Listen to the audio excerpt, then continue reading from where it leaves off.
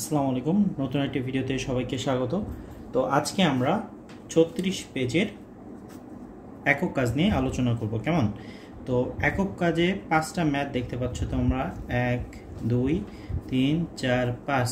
মূলত আজকের এই ভিডিওতে আমরা এই 5টি ম্যাথ কিভাবে করতে হবে, কিভাবে সলভ করতে হবে সেটাই দেখব।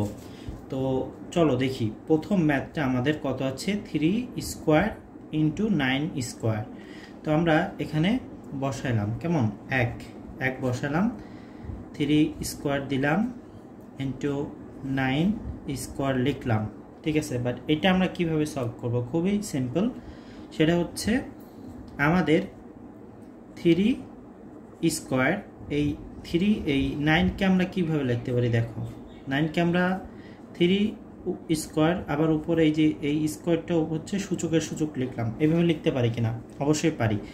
তুমি 9কে 3 স্কোয়ারে লিখলেও আবার সে 9ও হবে। তো আমরা এটা করার সুবিধার্থে আমরা এইভাবে লিখলাম। তারপর দেখো এই 3 স্কোয়ার ইন্টু এই উপরে যে সূচক আছে 2 আর 2, এই 2 আর 2 গুণ করলে কত হচ্ছে, 4। তাহলে 3 স্কোয়ার গুণ 3, উপরে কত, 4 হচ্ছে। তো আমরা যদি এই 4 আর 4 কি করি, 4 আর 2 যোগ করি, যেহেতু এখানে নিচে এই পাশেও 3 এখানেও 3, তো আমরা কিন্তু এখানে সূচকের যে গুণের নিয়ম সেটা ব্যবহার করতে পারি। অর্থাৎ প্রথম সংখ্যা সূচকের সাথে দ্বিতীয় সংখ্যার সূচক যোগ করতে হবে।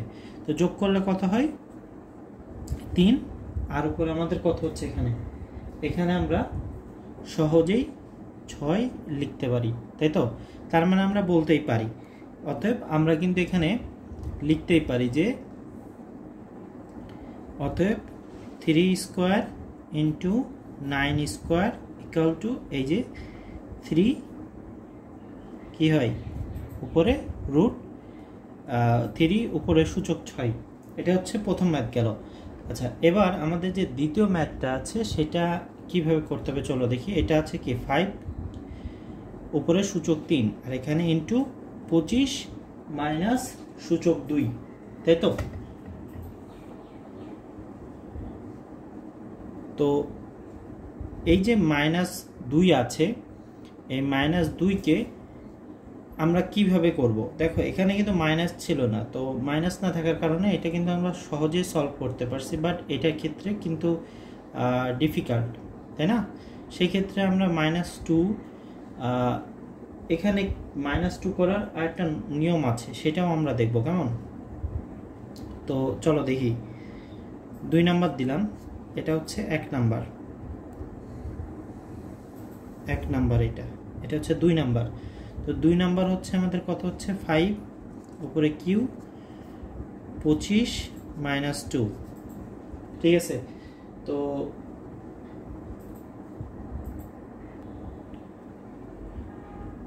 আমরা এখানে 5 কিউ নিচে আনলাম, গুণ করলাম। এবার 25কে আমরা এখানে যেমন 3 স্কোয়ার করেছিলাম, 9কে 3 স্কোয়ার করেছিলাম, এখানেও আমরা সেম করব।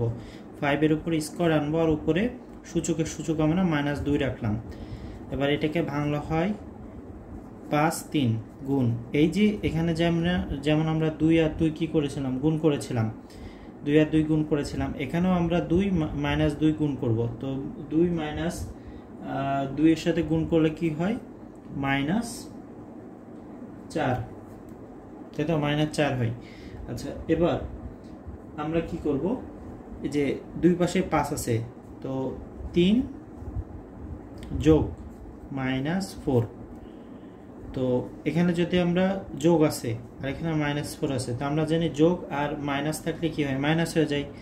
তো মাইনাস হয়ে গেলে 4 থেকে, অর্থাৎ 3 থেকে -4 করলে আমাদের কত হচ্ছে, এখানে 5 -1। তো এটাকে আবার আমরা কিভাবে লিখতে পারি, 5 উপরে 1 লিখতে পারি কিনা?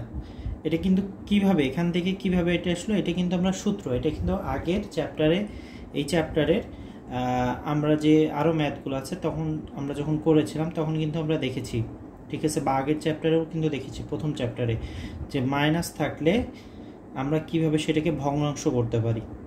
আচ্ছা, তো খুবই সিম্পল, এটা হচ্ছে সাধারণত এই নিয়ম ফলো করে, ঠিক আছে? কোন নিয়ম দেখো, এটা হচ্ছে ফলো করে যে তোমার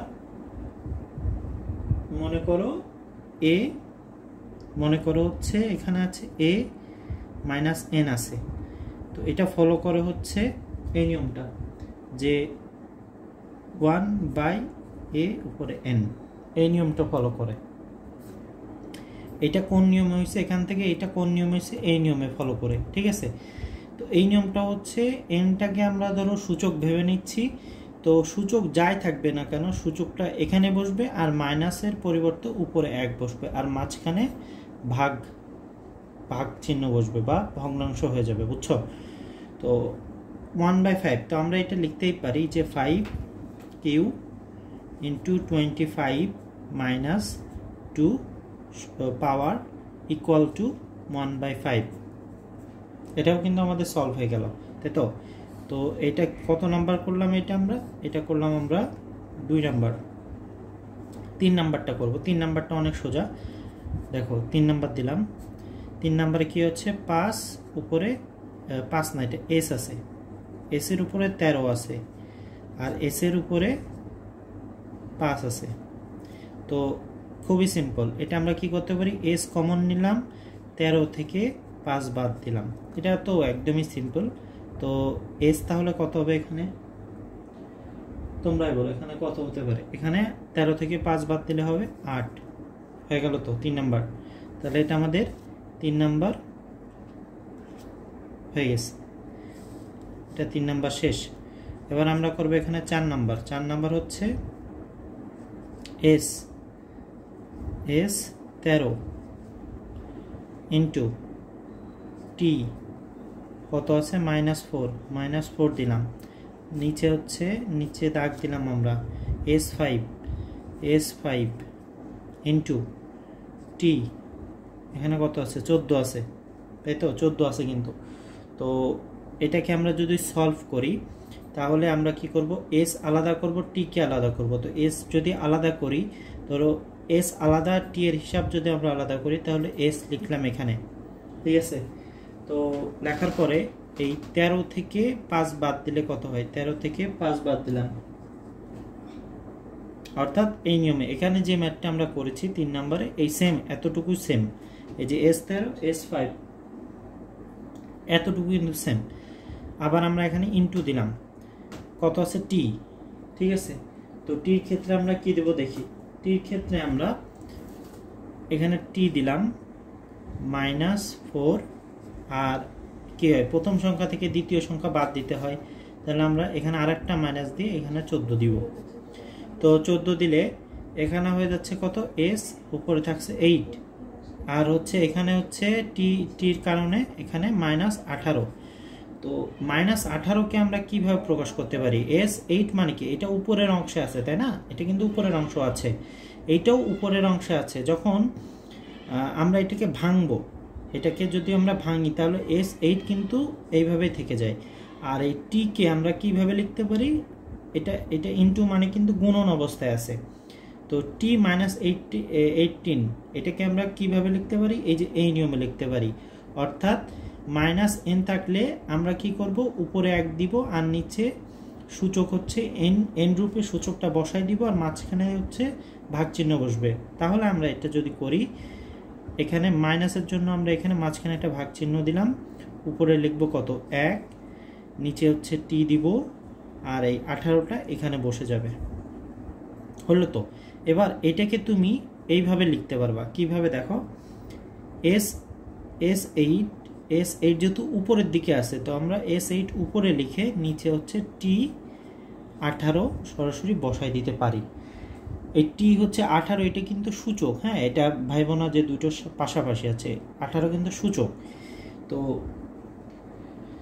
এই পর্যন্ত বুঝতে কোনো সমস্যা হয়নি। তো আমরা এটাকে এইভাবে লিখতেই পারি যে অতএব দিতে পারি যে S13 into T -4 by S5 into T 140, ঠিক আছে, বা 14, তো এখানে আমরা 14 দিতেই পারি। তো ইকুয়াল টু কত দিব, এই যে S8 দিব আর এখানে টি 18 দিব। তো কীভাবে বের হলো আমরা তো এতটুকু তো বুঝতেই পারছি, তাই না? তো এবার আমরা কত নাম্বার করব? এবার হচ্ছে আমরা 5 নাম্বার করব, লাস্ট। এটা হচ্ছে আমরা 5 নাম্বার করব, কেমন? আচ্ছা, তো এই 5 নাম্বার দিলাম, ম্যাথটা বসাইনি। 2s উপরে হচ্ছে 13 আর এখানে টি -4 দেখো এইটা আর এইটা সেম, এইটা আর এইটা সেমই, শুধু এখানে 2 আর 4 আছে। এই s13 s5 এটাও কিন্তু সেম, তাই না? তার মানে তিনটে ম্যাথই সেম। প্রথমটা খুব সহজ ছিল, তারপরের বার হচ্ছে টি যোগ করা হয়েছে, তারপরের বার এইটার সাথে শুধু 2 আর 4 যোগ করা হয়েছে। তো আমরা 2 আর 4-এর যদি হিসাবটা করে ফেলতে পারি তাহলে কিন্তু অলমোস্ট সেমই। আর এখানে দেখো দুটাই সেম, এখানে 25 আছে আর এখানে শুধু 9 আছে, ঠিক আছে?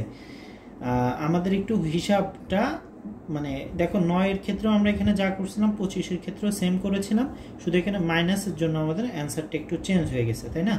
তো এখানে 2 আর 4-এর হিসাবটা খুবই সিম্পল, এটা আমরা দেখব। 4 দিলাম, s5 দিলাম, তো s উপরে হচ্ছে 5 ইন্টু টি মাইনাস কত 14। এখানে কিন্তু এখানে 2 বার মাইনাস আছে আর এখানে কিন্তু একবারও মাইনাস ছিল, তাই না? আচ্ছা, তো এখানে 2 বার মাইনাস থাকলেও কিন্তু আমাদের পরবর্তীতে একটু চেঞ্জ হয়ে যাবে। কোনটা চেঞ্জ হবে সেটা আমরা পরবর্তীতে দেখব, বাট এইটা আগে আমরা একটা হিসাব করে নেব। হ্যাঁ, সেটা হচ্ছে 2 আছে, 2কে যদি আমরা 4 দিয়ে 4কে ভাগ করি তাহলে এখানে কত হচ্ছে 2 কাটাকাটি করলে। তো এটাকে আমরা কিভাবে বসাইতে পারি? উপরে কিছু না মানে 1 আছে আর নিচে মানে 2 আছে, পয়েন্ট দিলাম। এস হচ্ছে 13 থেকে 8 বাদ দিলে কত হয়, ইন্টু টির ক্ষেত্রে দেখো টি বসাইলাম এবং -4 আছে আর এখানে মাইনাস আর মাইনাস কত হয়ে যায় প্লাস 14। কেন প্লাস বসছে বুঝতে পারছো তো? কারণ এটা হচ্ছে তোমার এই যে নিয়মের যে আমাদের মাইনাস, যে প্রথম সংখ্যা থেকে দ্বিতীয় সংখ্যা বাদ দিতে হবে, বাদ দিলে এই যে এই মাইনাসটা আছে আর এই যে সূত্রের যে মাইনাস সেটা বসানোর কারণে, অর্থাৎ এখানে যে মাইনাস আমরা বসিয়ে তারপরে করছি, এরকম না করে আমরা এখানে ডাইরেক্ট করে দিয়েছি, কেমন? তারপরে দেখো 1/2 দিলাম, তারপরে এখানে হচ্ছে তোমার s কত বসবে, s এর উপরে 8 আর এখানে t হচ্ছে কত বসবে, t বসবে হচ্ছে 10, তাই তো? 14 থেকে 4 বাদ দিলে কত হয়, t 10। তার মানে আমরা লিখতে পারি যে এইটা সমান সমান এইটা। তো এটাই হচ্ছে অ্যান্সার, ঠিক আছে? এটাই হচ্ছে অ্যান্সার। তো আই হোপ এই পর্যন্ত কোনো সমস্যা হয়নি। তো নেক্সট ক্লাসে আমরা পরবর্তী টপিক নিয়ে আলোচনা করব। আনটিল দেন সবাই ভালো থেকো। আসসালামু আলাইকুম রহমতুল্লাহ।